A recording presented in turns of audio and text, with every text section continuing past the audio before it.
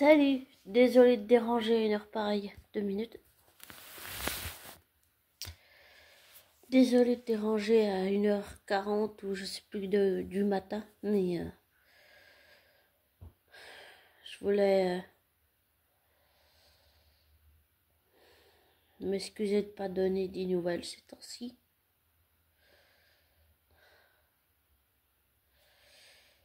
Mais pas mal de rendez-vous et pas mal d'invitations aussi, même s'il y a des jours de congé entre. Et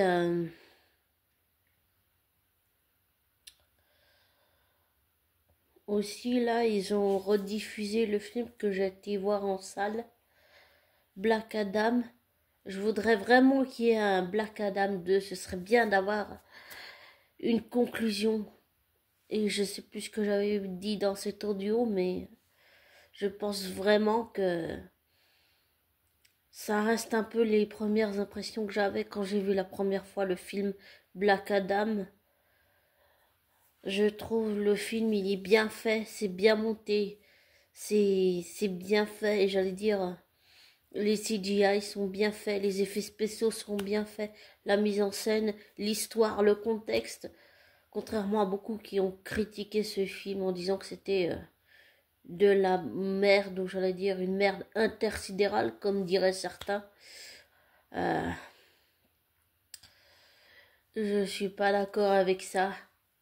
C'est un peu, je trouve facile de dire que c'est de la merde. Je trouve que le film est bien fait. Et je conseille ce film même si le héros est un peu noir, si j'ai envie de dire ça, pour être rester dans l'objectif. Et tous les personnages m'ont touché, mais j'ai trouvé le film très très bien monté, mais j'allais dire très héroïque, c'est-à-dire qu'à un moment donné c'est un peu le calme avant la tempête, et puis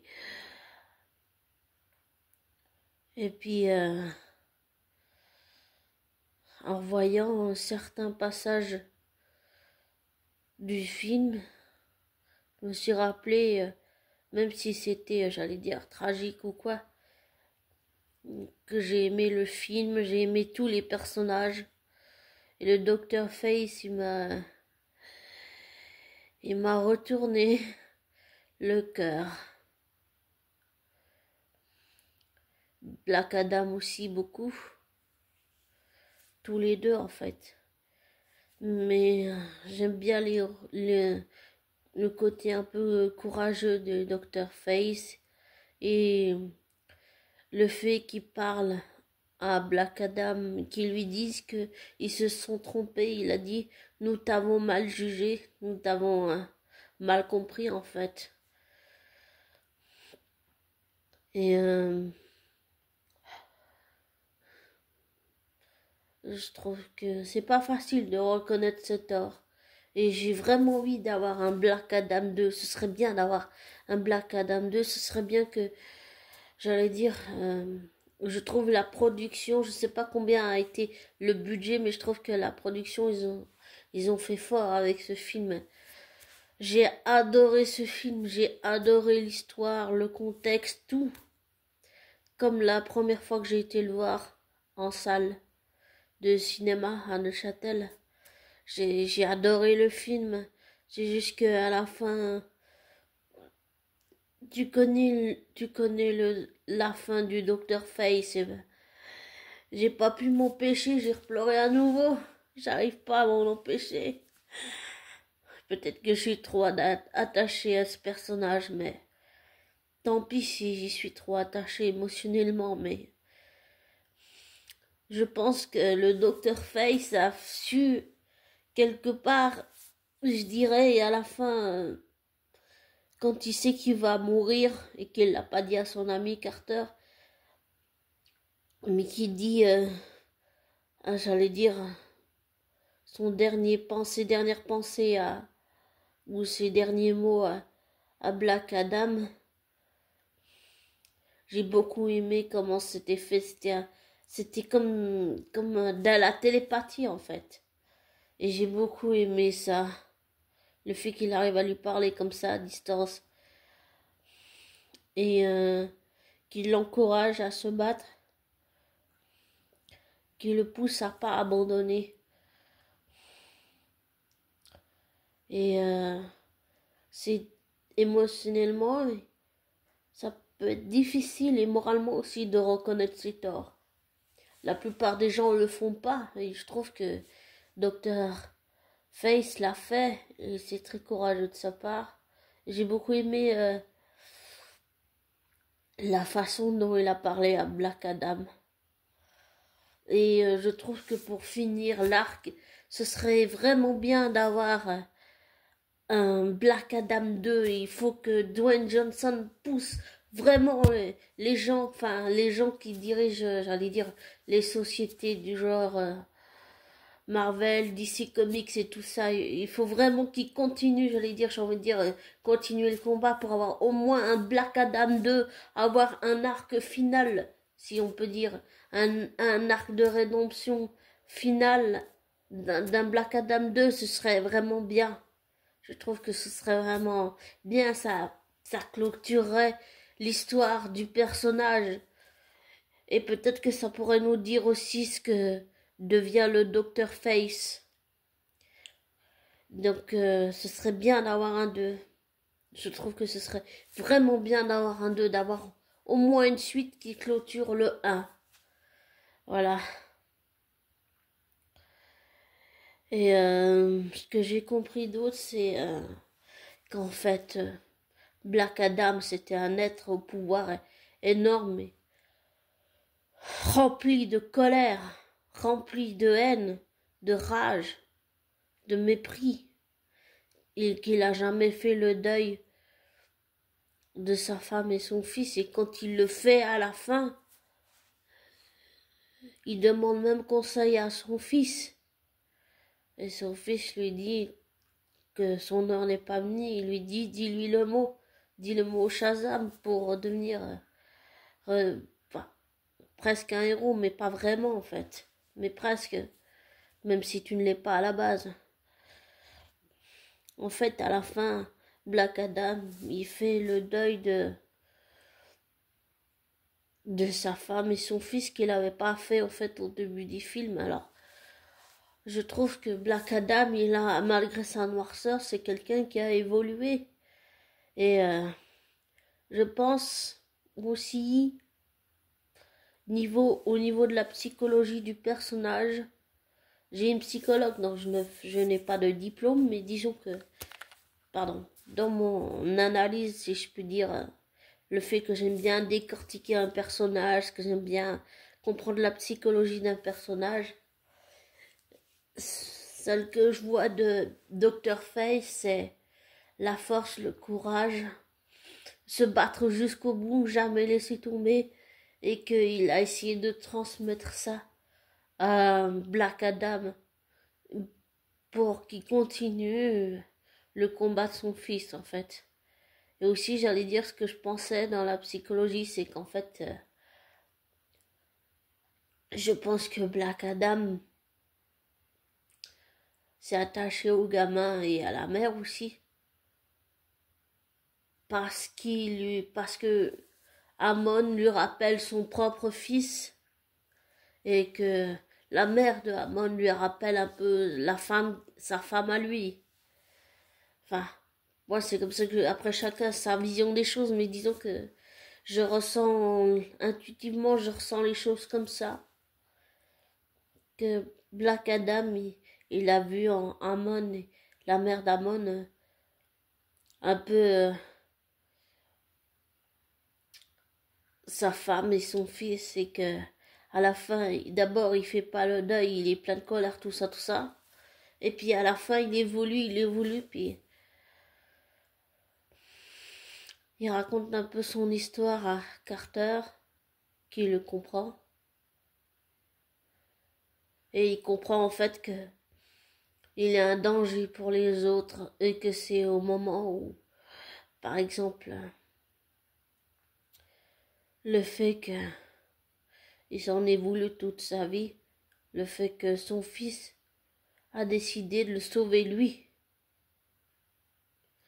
Que son fils se soit sacrifié en fait. Pour le sauver lui.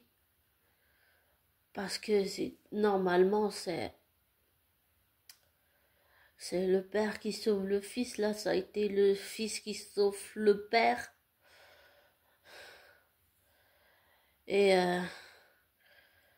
donc,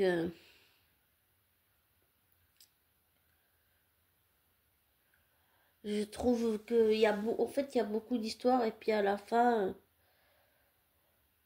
l'équipe qui est la Society qui était venue pour euh, combattre Black Adam, en fait, ils ont fait une bonne équipe. Ils ont appris à collaborer ensemble.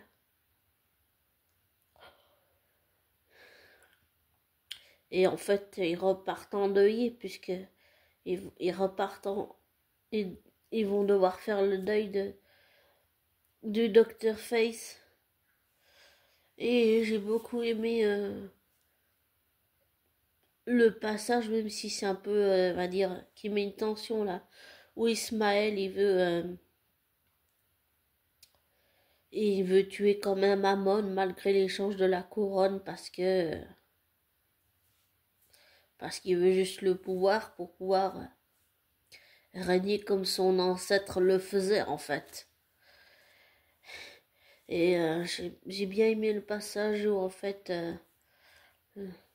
la mère crie Amon et puis qu'elle veut aller dans un élan protecteur et en fait Black Adam il prend la balle à la place et en fait c'est le fait qu'on puisse toucher que ça soit son fils ou bien Amon en fait c'est ça qui décuple sa rage, c'est ça qui le fait qu'il n'arrive pas à se contrôler et avec l'aide de Carter il a réussi à se contrôler donc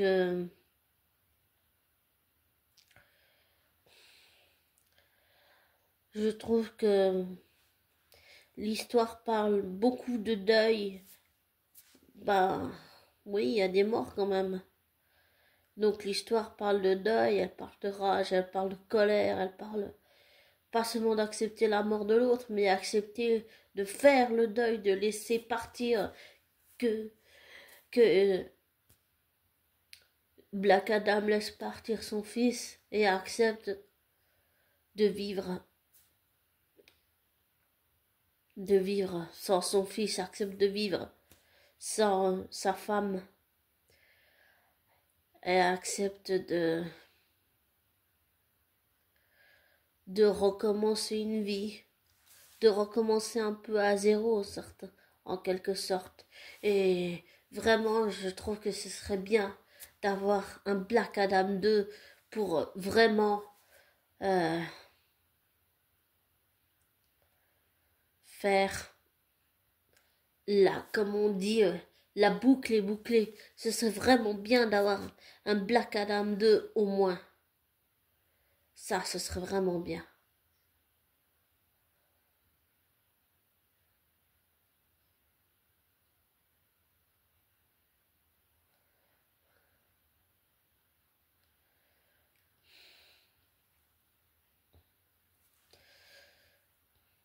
Et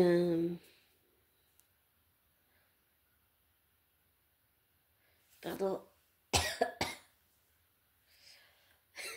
pardon. Euh, Excuse-moi de pas être là pour ces temps-ci, mais voilà. Et en tout cas, si tu as la possibilité de regarder le DVD, de regarder le film replay ou ben d'acheter le DVD, je te le conseille. En tout cas, même avec le recul, même s'il est sorti en 2022, j'ai, malgré la violence du personnage, on est d'accord, faut être honnête, pas se voiler la face. Je, J'ai adoré l'histoire, le contexte, tout, même si c'est tragique. J'ai adoré le personnage. On s'attache à tous les personnages, en fait. Vraiment tous. Même si au début, c'est vrai que ça surprend la noirceur de Black Adam, mais je trouve ça vraiment intéressant. J'ai adoré le film. Je le conseille vraiment. Pour ceux qui aiment beaucoup l'univers Marvel. et qui font pas peut-être attention comme des youtubeurs comme Landry ou ou Jordan Universe qui font plus attention en détail. Je suis pas comme eux, je fais plus une analyse d'un personnage où j'aime décortiquer l'analyse, le comportement, la psychologie du personnage. Je fais pas comme eux attention aux petits détails ou aux petites choses comme ça. Donc j'analyse plus le côté comportemental, affectif, émotionnel, le lien qu'un personnage peut créer avec un autre personnage et tout et tout et tout. C'est ça. Et j'ai envie aussi de dire que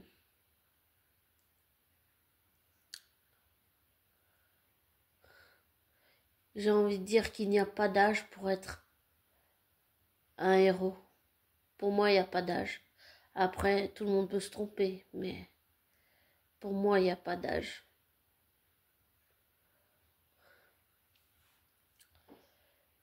Et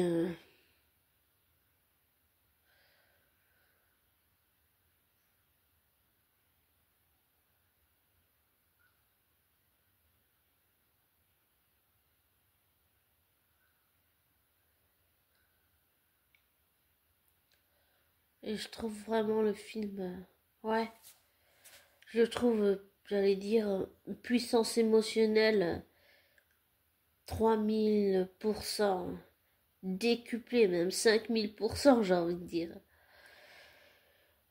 J'adore le film, j'allais dire, pour moi, il n'y a rien à dire. Il est comme il est, tel qu'il est. Et je recommande le film, voilà, pour ceux qui aiment l'univers et qui découvrent l'univers de Marvel, voilà. Mais toujours faire la différence entre, j'allais dire, l'univers Marvel, les DC Comics, et, euh, et j'allais dire notre monde, voilà. Et en tout cas, on voit un peu tout la puissance de chaque personnage dès le début du film, en fait. Chacun avec leur pouvoir et tout. Et, et ça, c'est très intéressant aussi. Peut-être c'est quelque chose auquel j'ai pas fait attention quand j'ai regardé le film la première fois, mais pour moi, il n'y a pas d'âge pour être un héros.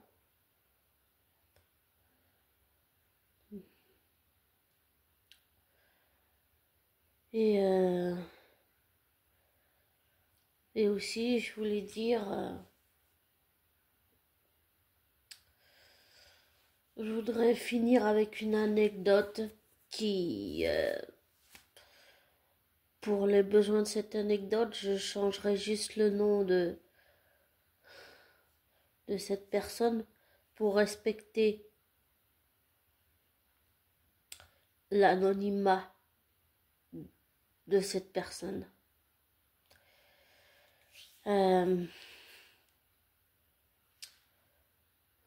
C'est un ami qui s'appelle Théo. Et en fait, Théo, un jour, il, il allait, je sais plus à quel rendez-vous, enfin, il allait,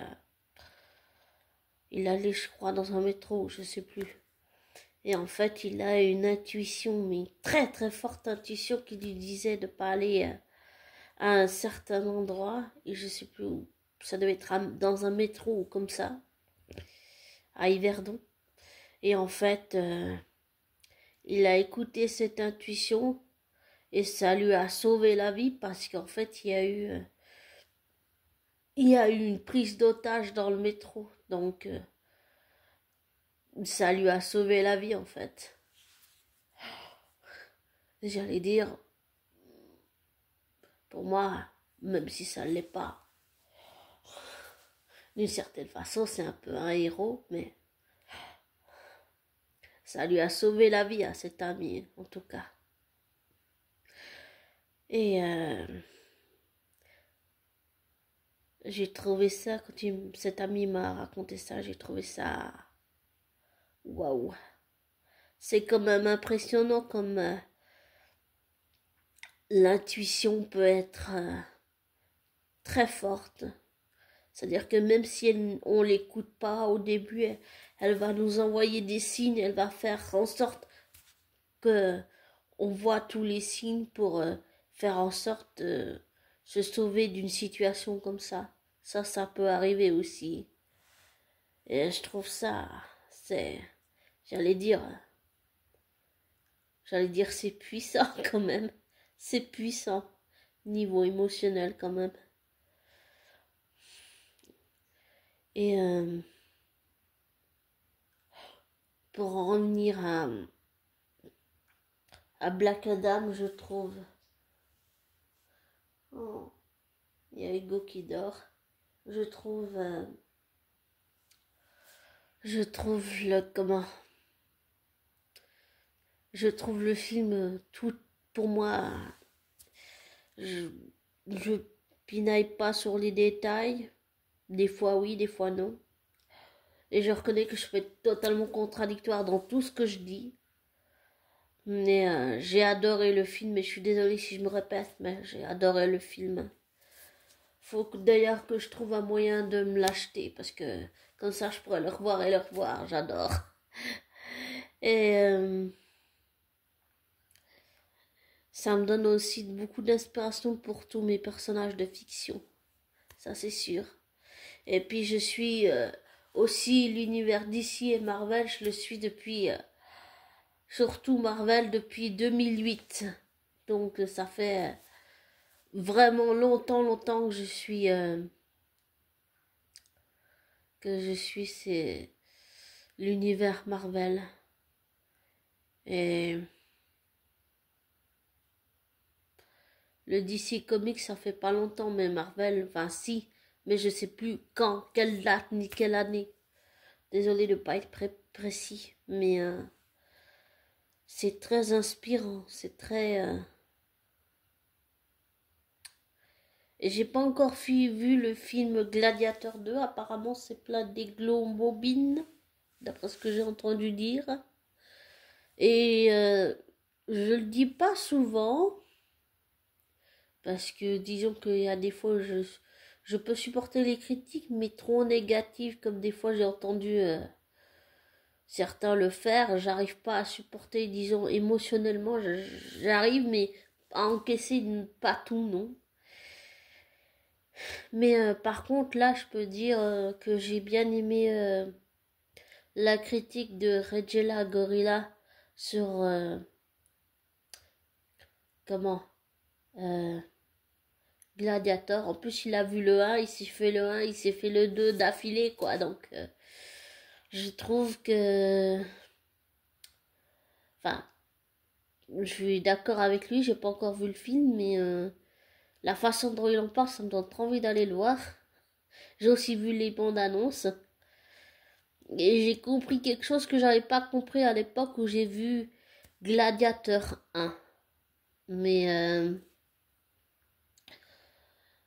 en tout cas, j'ai vraiment envie de voir ce film. Faut que je trouve un moyen. Enfin voilà. Alors, je vais te laisser, d'accord? Et comme je te dis toujours, désabonne-toi de ma chaîne. Ne prends pas pour argent comptant ce que je te dis. Ne te laisse pas influencer par moi. Fais tes recherches, tes vérifications et tire-en tes propres conclusions. Et une dernière chose, je voudrais juste revenir sur un acteur qui a été enlevé de la franchise Flash, on peut dire ça comme ça. Alors, je pense vraiment que Ezra Miller a besoin d'un suivi psychologique et thérapeutique. Parce que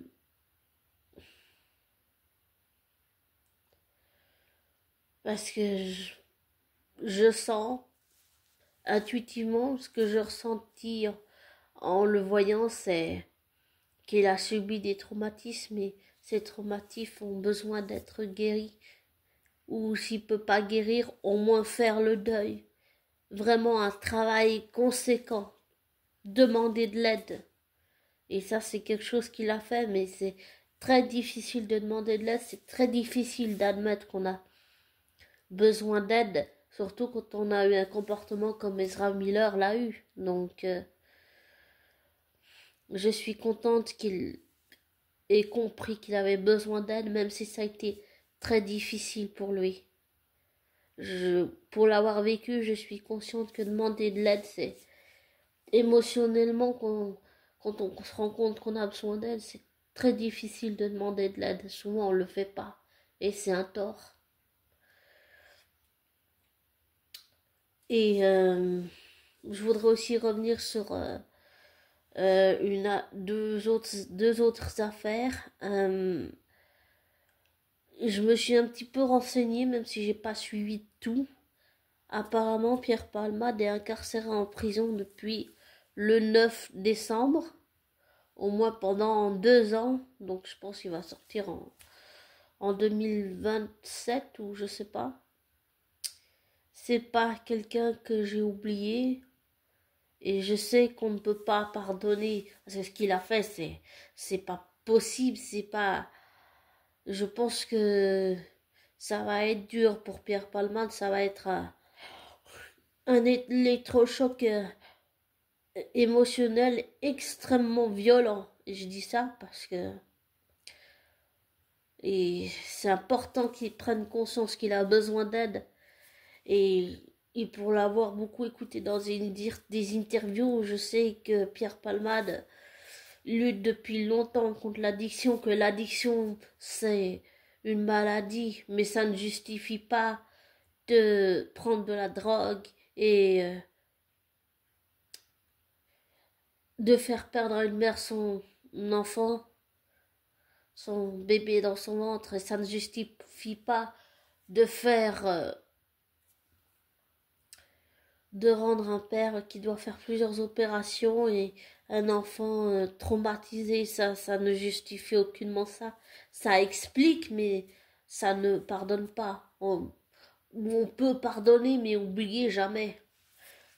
Je sais que la plupart des gens ne pardonneront pas peut-être à Pierre Palmade, je peux peut-être me tromper en disant ça, mais en général, j'ai tendance, peut être une espèce de grosse rancunière, hein, voilà, bien comme il faut, mais euh,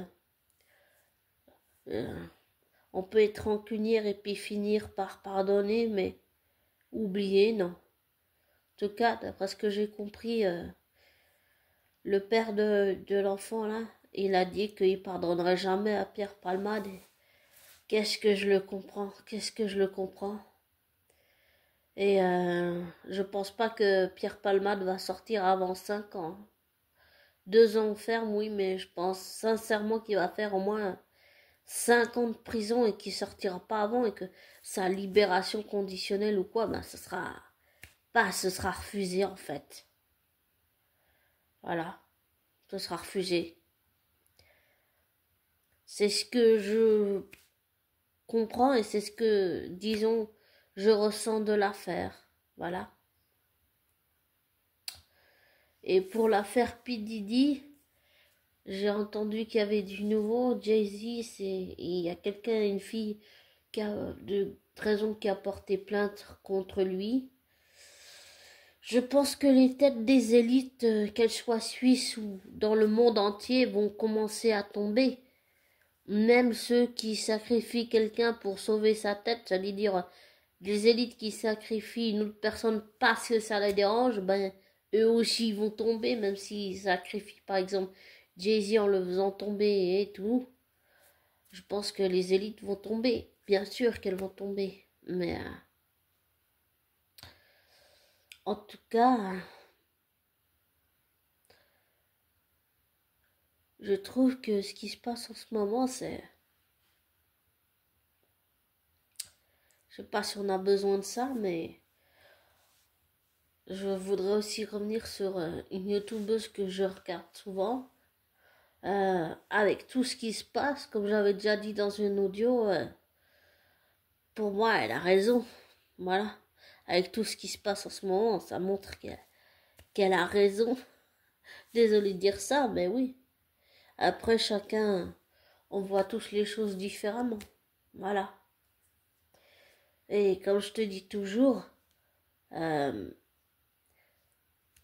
désamène-toi, ne te laisse pas influencer par moi, ne prends pas pour argent comptant ce que je te dis, fais tes recherches et tes vérifications, ne bois pas mes paroles, et cherche par toi-même toutes les informations dont je viens de te faire part.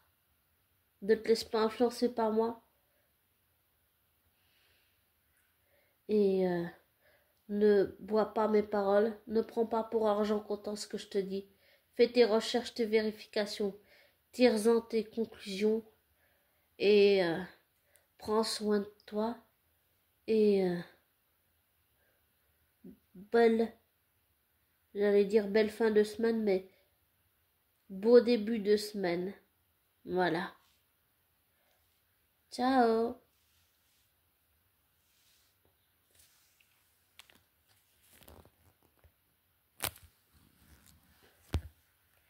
Et voilà, mon petit qui dort.